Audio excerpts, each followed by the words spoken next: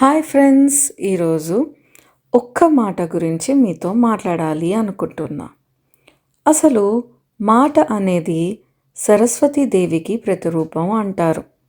మునులు, ఋషులు వాళ్ళ వాక్శక్తితోటే వరాలు ఇవ్వడం, శపించడం పురాణ కాలంలో జరిగేది. అలాంటి వాక్కుకి ఉన్న శక్తి ఏమిటో మనందరికీ తెలుసు.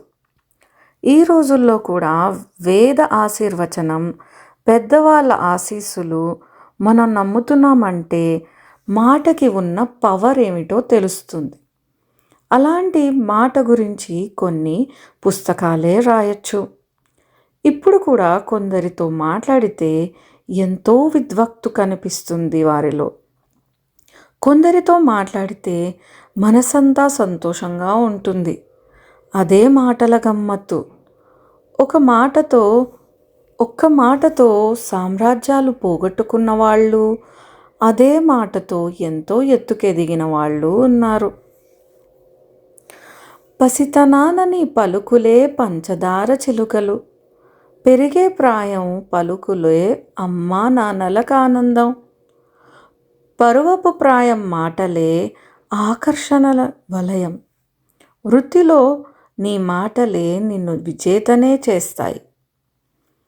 ఒక్క మాట నీ పెదవులపై చిరునవ్వులు పూయిస్తుంది.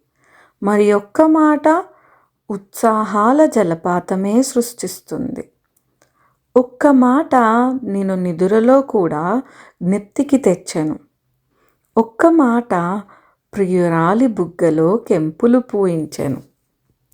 మరి ఒకరి మాట శతాబ్దాల చరితకే నాంది పలికెను.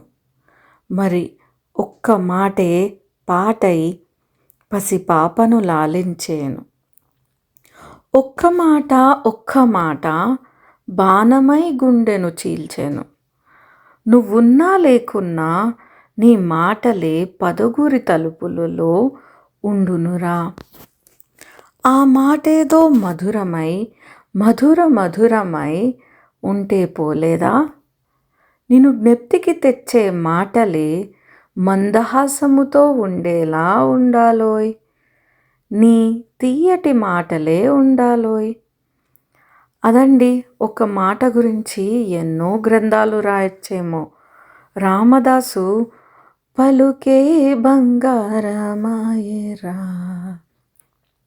అని వేడిన మాటే మంత్రము అని పాటలు వచ్చినా అన్నీ ఒక్క మాట గురించే.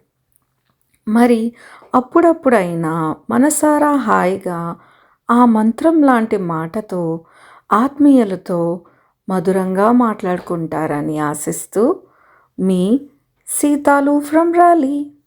బాయ్.